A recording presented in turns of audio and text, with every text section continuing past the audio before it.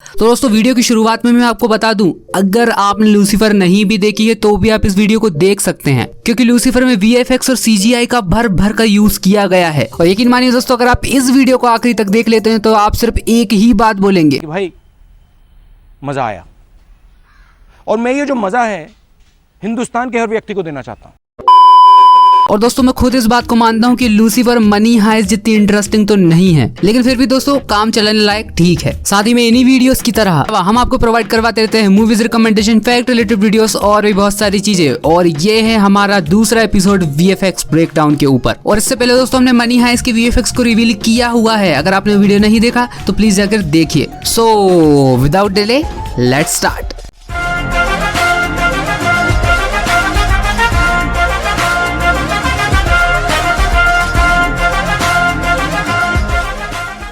या लूसीफर की बात हो और लूसीफर के CGI विंग्स की बात ना हो, ऐसा तो हो ही नहीं सकता। वैसे दोस्तों मैं आपको बता दूं कि लूसीफर के जब विंग्स आते हैं उस सीन को अलग से शूट किया जाता है। कहने का मतलब टॉम विलिस ने दोनों रोल अलग अलग टाइम पर किए हुए हैं। एक्चुअली शो के डायरेक्टर बाउ जानजेन से किसी ने बोला कि इस शो में आप परमानेंट विंग्स क्यों नहीं लगा देते, तो इस चीज को लेकर उनका एक ही जवाब था कि ये जो स्टोरी है वो फीचर फिल्म है। डायरेक्टर के कहने का मतलब था कि ये स्टोरी कोई एंशिएंट स्टोरी नहीं है जहाँ पर परी है, और आखिरकार ये हेवन और हेल की कहानी ऊपर की तरफ नहीं दिखाई जाने वाली थी। और दोस्तों इससे भी ज्यादा इंटरेस्टिंग फैक्ट ये है कि जब भी विंग्स के सीन आए हैं तो बहुत दिक्कतों का सामना करना पड़ा है। भले ही दोस्तों वो सीन 2 सेकंड का हो या 4 सेकंड का, हर फ्रेम का हिसाब देना पड़ता है एक CGI आर्टिस्ट। चलो छोटे मोटे सीन तो फिर भी मेकर्स बना लेते थे, लेकिन उनके पसीने तो जब छूटते हैं जब क्लोई डेकर को लूसीफर अपने पंख के द्वारा बचाते हैं। और यकीन मानिए दोस्तों कि लूसीफर का one of the best episode था वो, जो कि सीजन 3 के फिनाले में आता है। और यकीन मानिए दोस्तों ये सीन जितना आसान दिखता है एक्चुअल में था नहीं। पूरी VFX टीम ने 1 महीने का समय लिया इस सीन को बनाने के लिए और 1 महीना बाद में इसे प्रोडक्शन में लाने के लिए। कुल मिला के इस 1 मिनट के सीन को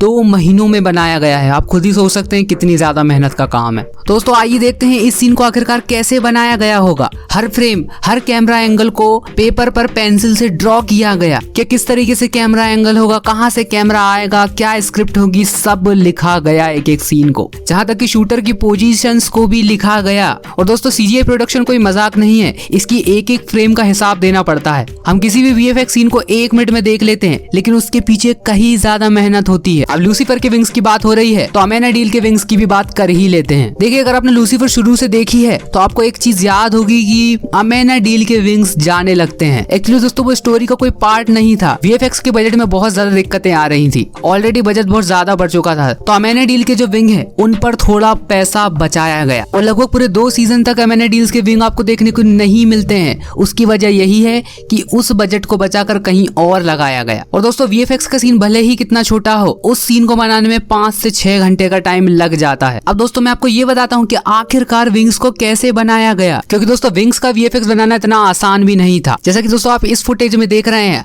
हर विंग्स को एक एक अलग अलग शेड में बनाया गया है। स्पेशली इस सीन के लिए अलग से मूविंग फेदर बनाए गए। जैसे ही विंग्स पर गोली पड़ेंगी तो वो फोल्ड होंगे, जैसा कि आप इस 3D मॉडल में देख सकते हैं। तो इस सीन को बनाने के लिए उन्होंने 16 तरह के टेक्सचर वेरिएंट्स को क्रिएट किया। कहने का मतलब 16 तरह के अलग अलग विंग्स को बनाया गया। और ये 16 तरह के विंग एक नॉर्मल विंग्स थे, ब्लडी विंग्स को अलग से बनाया गया, क्योंकि ऊपर से शूटर्स गोली मार रहे थे तो गोली मारने का इफेक्ट विंग्स पर लाना जरूरी था। और इन विंग्स को भी 3 कैटेगरी में बांटा गया, सॉफ्ट, हीरो, कीस। अब दोस्तों शुरुआत करते हैं सॉफ्ट से, जो कि विंग्स में ऊपर की तरफ दिखाई देंगे। और इस तरह के विंग्स को बनाना बहुत ज्यादा मुश्किल था, क्योंकि इसमें डिटेल देना बहुत ज्यादा जरूरी है। अगले विंग्स आते हैं हीरो टाइप कैटेगरी, जिसमें से कि विंग्स का साइज थोड़ा बढ़ा दिया जाता है और आखिरी में की का साइज पूरा और बढ़ा दिया जाता है। अब सारी चीजों की तैयारी हो चुकी थी, लेकिन फिर भी विंग्स फिट नहीं बैठ रहे थे। और उन विंग्स को फिट करने के लिए यहाँ पर 3D मॉडल बनाया गया टॉम विलिस का, जैसा कि आप स्क्रीन पर देख सकते हैं। तो दोस्तों आइए बात करते हैं हमारे अगले सीन के ऊपर, दी हेल सीन। पूरे सीजन भर हेल की बातें तो बहुत होती हैं, लेकिन हमें हेल बताया नहीं जाता। और ऑफ कोर्स ये रियल हेल नहीं है, ये इमेजिनरी हेल है। तो आखिरकार इस सीन को कैसे बनाया गया होगा आइए जानते हैं। तो जिस चेयर पर टॉम विलिस बैठे हुए हैं, सिर्फ उतनी चेयर ही सॉलिड है। कहने का मतलब उतनी ही चेयर को बनाया गया है, क्योंकि CGI में आखिरकार पार्ट को क्रिएट नहीं किया जा सकता, सिर्फ बैकग्राउंड को ही क्रिएट किया जा सकता है। साथ ही में बात रही इस सीन को शूट करने की, तो वो कुछ इस तरीके से किया गया है। टॉम विलिस की इस चेयर को प्लास्टर ऑफ पेरिस और फाइबर की मदद से बनाया गया है और उनकी चेयर को छोड़कर सब कुछ ग्रीन स्क्रीन की मदद से बनाया गया है। तो दोस्तों आइए बात करते हैं हमारे अगले वीएफएक्स सीन के बारे में, जो कि है लक्स नाइट क्लब। लूसीफर का लग्जरियस पेंट हाउस तो आपको याद ही होगा। तो अगर किसी से पूछें कि तुम्हारे दिल की ख्वाहिश क्या है, तो वो इंसान सिर्फ एक ही जवाब देगा, मैं चाहता हूँ मेरा लूसीफर की तरह बहुत अच्छा एक घर हो।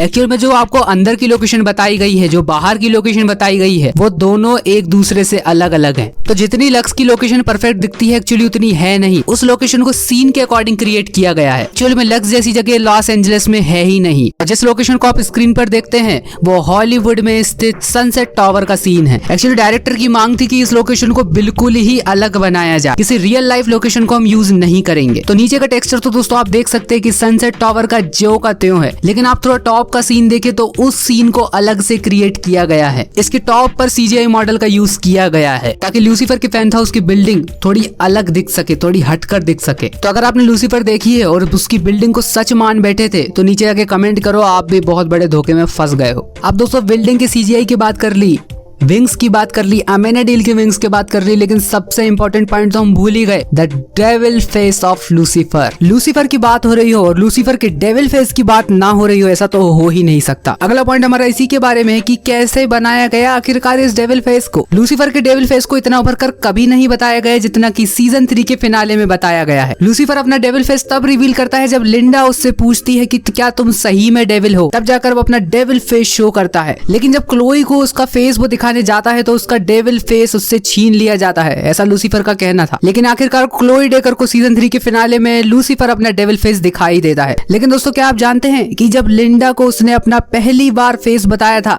तो वो एक्चुअल में मेकअप था, हल्का सा इमेज का भी कमाल था। आई लेंसेज और थोड़ा बहुत मेकअप कर आपको डेविल का फेस बताया गया है। लेकिन सीजन 3 के फिनाले में बहुत ज्यादा कैमरा वर्क था, बहुत ज्यादा कैमरा मूवमेंट थे, तो उनको आफ्टर ऑल सीजीआई मॉडल बनाना ही पड़ा एक डेविल फेस का। इस सीन को बनाने के लिए टॉम विल्स को अपने चेहरे पर छोटे छोटे डॉट्स बनाने की जरूरत पड़ी। साथ ही में फुल बॉडी ट्रांसफॉर्मेशन के लिए उन्हें अपने पूरे शरीर पर जियो ट्रैकर्स लगाने पड़े। जाते जाते मैं आपको एक वीएफएक्स सीन और बताना चाहूंगा, जब क्लोई डेकर को लूसीफर बचाता है और उसके बाद जो पियर्स को मारने के लिए कमबैक करता है। तो दोस्तों बहुत से लोग ऐसे कहते हैं कि लूसीफर में उस समय जो पीछे की खिड़की है उसको सही में तोड़ा गया था। टॉम विल्स को उस समय सही में चोट लग गई थी। पीछे की ओर दोस्तों जरा आप देखिए, ग्रीन स्क्रीन लगी हुई है। पीछे की ओर जो विंडो टूटने का सीजीआई था उसे यूज किया गया था। साथ ही में कई लोग दोस्तों ऐसा भी कहते हैं कि वहां पर बहुत सारे स्मोक का यूज किया था, जिससे कि वीएफएक्स की टीम जो कि वहां काम कर रही थी उन्हें बड़ी प्रॉब्लम हुई थी। एक्चुअल में किसी भी स्मोक का वहां यूज नहीं किया गया था, वो सब कुछ क्रिएशन था विजुअल इफेक्ट्स के द्वारा। साथ ही में इस बिल्डिंग की शूटिंग के लिए उन्हें पैसे देने पड़े थे। फिल्म के डायरेक्टर ने रिक्वेस्ट की थी कि कुछ दिन के लिए हमें ये फ्लैट आप दे दीजिए, और फ्लैट के ऑनर फाइनली मान गए। इन सब के लिए उन्हें डबल पैसे देने पड़े थे फ्लैट के ऑनर को। साथ ही में दोस्तों ये सीन यही खत्म नहीं हो जाता।